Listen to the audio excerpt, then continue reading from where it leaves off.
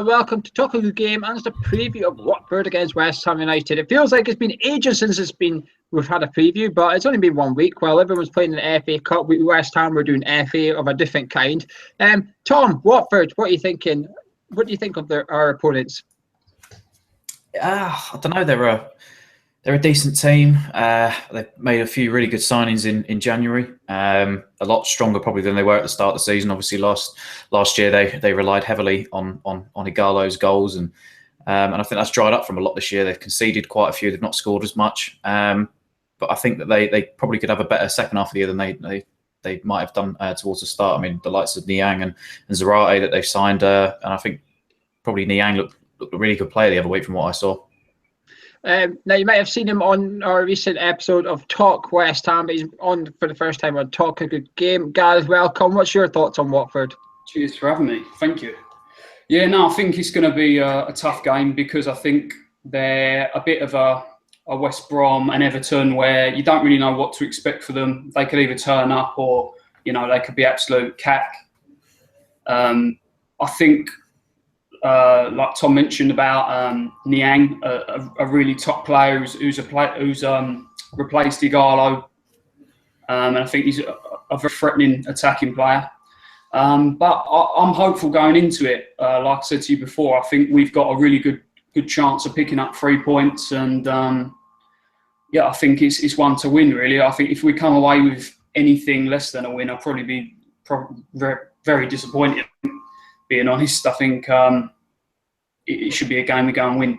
Well, another player they bought, Gareth, Tom Cleverley. Surprisingly enough, he's actually created 10 goal-scoring chances in his last 5 games. So he's actually someone who is this type of club guy that could be right for Cleverley because he didn't make it, man. He went to Everton, he didn't quite make it there. Is this the club that could get the best out of him and unlock his potential? I've got to be careful what I say here because I'm actually friends with his sister-in-law, so I've got to be careful. But I personally don't think he's a Premier League standard player. I don't. He was a flop for England, a flop for Man United. I just don't see it. I think we've got far more players to worry about other than Tom Cleverley. I don't think he's as good as some people say he is. And I just don't see it. If someone says to me at the game, "Oh no, they've got Tom Cleverley starting," I won't be too bothered. I think he's overrated. I don't think you're alone there. Don't worry, but he is creating the chances though. So we'll see. Tom, Troy Deeney up front. I think he's a couple of goals away from being their joint third top goal scorer in history. Do you fear him? What do you think about him? Do you think he's an underrated striker in the Premier League? Yeah, I think he is. I think he's shown throughout his time in English football that he's a born goal scorer. He knows how to finish. I know, bear in mind, probably a lot of his goals I think come from penalties. I think they have, or they might have done the last couple of seasons. But Igalo got probably the best out of him last year, and everybody probably thought that with Igalo not playing, that Deeney would sort of maybe his goals would dry out. But I think he's their top scorer this year, and he's done well. And I think if he's put in that opportunity one-on-one or a chance to create a finish, I think he can do that. And I do think he's probably one of the more underrated strikers in the Premier League. Quick question, Tom. Would you take him at West Ham? Yeah, I knew you were going to do this. No, I wouldn't. So he's underrated by you as well. No. Watford have won their last 3 games from 4 against West Ham, including a 4-2 win at the London Stadium. When West Ham were 2-0 up, looking good for the money, and then Troy Deeney said our cockiness is what motivated them to thump us 4-2. Revenge on the cards, Gareth. Is this something we need to be aware of? Do you think Watford will be remembering the cocky side of our game and using that as a motivational tool on Saturday? Mate, I hope so. I was at the last game, and yeah, like you said, you had the Rabona goal from where Payet assisted it. 2-0 up, absolute bruising, and yeah, I don't know what happened at all. It was absolutely dreadful. But I really do hope we sort of do take that into the game and sort of say, do you know what, like these mugged us off last time. Let's go and give them a hiding sort of thing, And when we go into it with that mindset of nothing but a win is good enough. So I hope we do that, and I think we can as well. I think, but I mean, all the cockiness. I mean, they're gonna start talking and mouthing off, and Troy Deeney, they were lucky that day, in my opinion. We just switched off. Well, it's time to talk about West Ham. Before we do that, the man in the middle on Saturday is Craig Pawson. We've had him 7 times in Premier League history. We've won just 2 of them, but we've had him twice this season. Once against Bournemouth, we beat Bournemouth 1-0, and then we got a smash 5-1 by Arsenal. Watford haven't had him this season, but they've had him just twice in Premier League history, both last season, and they've lost both games. Neither of us have a great record under the man in the middle. Tom, is it hard to choose this week's 11, do you think? We've got a lot of players coming back from fitness. We've got some players on form. Do you think Billich has got a small headache? Maybe, yeah. I think it's, like you said, everybody's sort of slowly coming back into the team. I mean, I reckon that he'll probably stick with what's been working the last couple of weeks, and that played really well in that second half against West Brom. I just think it's whether Kouyaté comes back in and whereabouts Kouyaté plays, and obviously probably who plays up front as well, depending on Carroll's fitness for the game. So if he is out, then hopefully I think maybe Kaleri might start. But I think his biggest sort of selection choice for the weekend is where Kouyaté will play. And where would you play him, Tom? Do you know what? I do. Part of me, because the thing is, Noble was really good in that second half against West Brom the other week, and I would enjoy to see. I would like to see Kouyaté back in midfield, because I do think sometimes we almost miss that energy and presence that he offers. And sometimes when he's pushed further back, although yes, he's might not be his preferred position, but he still can play well back there. So for me, I'd like to see him in midfield. Like I said, I do think sometimes we miss that. Just that bloke who's full of energy, just creating chances and running up and down. So would you bring Byram in at right back, Kouyaté in midfield, and by the sound of your hint, you'd maybe leave out Noble? Yeah, but I mean, we have this same conversation each week, and there's no chance of Slav dropping him. So whether he puts the 3 in midfield, I really don't know.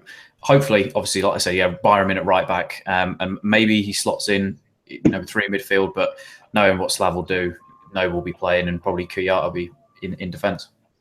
What about yourself, Gareth? What would you do there? Would you play Byram right back, or would you keep Cech there? And if you're playing Byram and putting Cech into centre midfield, who are you leaving out, or would you do what Tom's suggesting and try and squeeze the 3 in there? It's a tricky one. I think I probably would go Byram right back. I'm a big fan of Kouyaté and Obiang playing together in the middle. Another one that you mentioned is obviously the left back situation as well, because obviously Masuaku is possibly going to be starting. You don't know, but if you're talking, the right back situation and the midfield, I would leave Noble out. I think Tom said it's a long shot, and I don't think he will leave him out. But if it was me, I would go with Obiang and Kouyaté, just the energy, like he said, the power. It's almost like effortless for them, and they can defend. So that's where I would go with that. Yeah. Just be very quickly, you two. Keep time ticking well. Gareth, who would you start left back if Masuaku and Creswell are both available to be selected? Just one word answer from both of you. Who would you start left back, Gareth? It's got Creswell. Tom? Creswell. Yeah, I would actually go Masuaku. I would like to see a change at left back. I think he's got a lot to offer.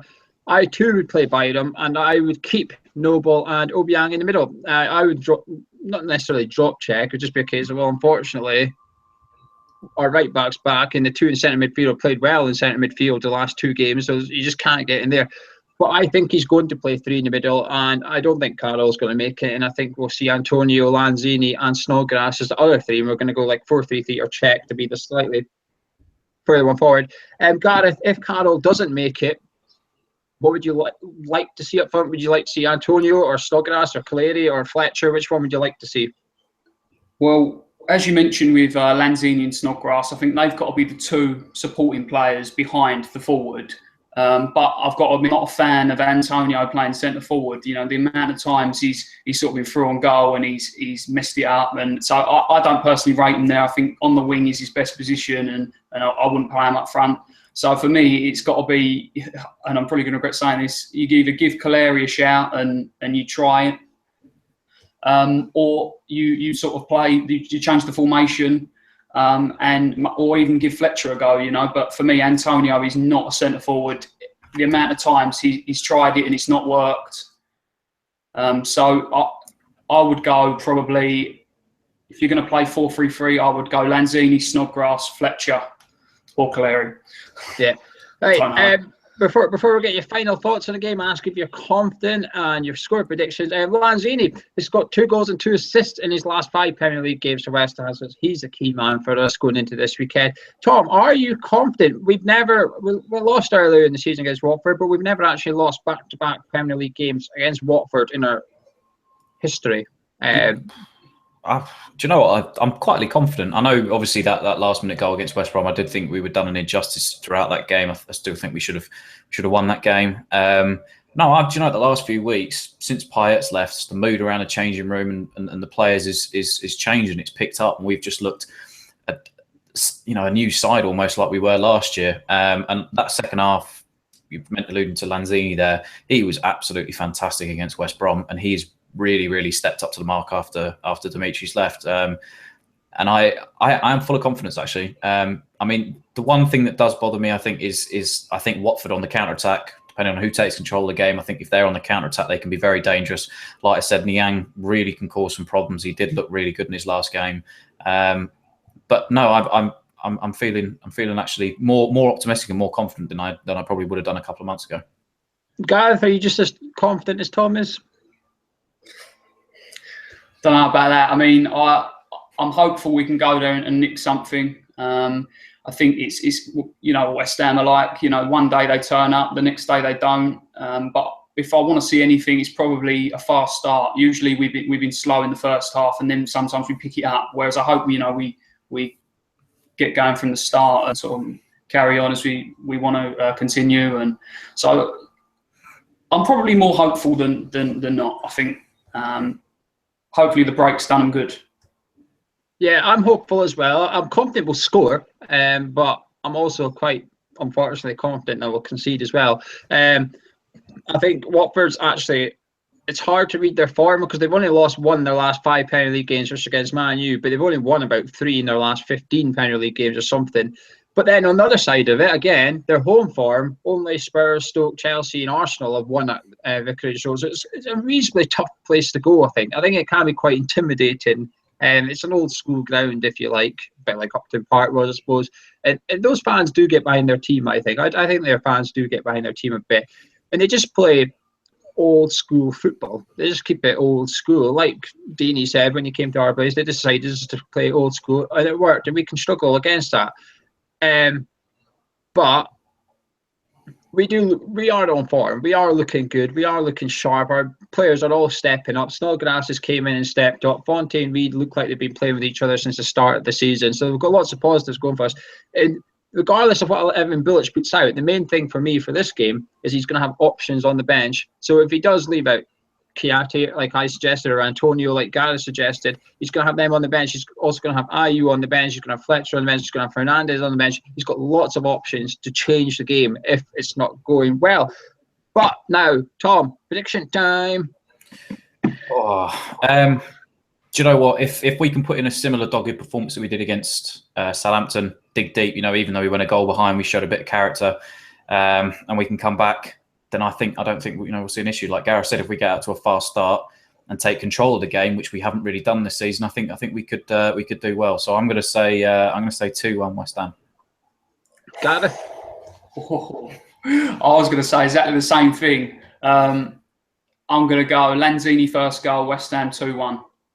I'm going to say 2-2. I think, and I don't think that's a bad result. I would take a point away from home against teams like Watford, etc., and just keep us in that top half table. I'm going to go 2-2, and I think Snodgrass might get his first goal for us. Actually, I think he's come close. But anyway, let you guys at home, you guys watching this on the phone or whatever, let us know what you want to see as your lineup. You're starting 11, loads of options for Slav going in this one.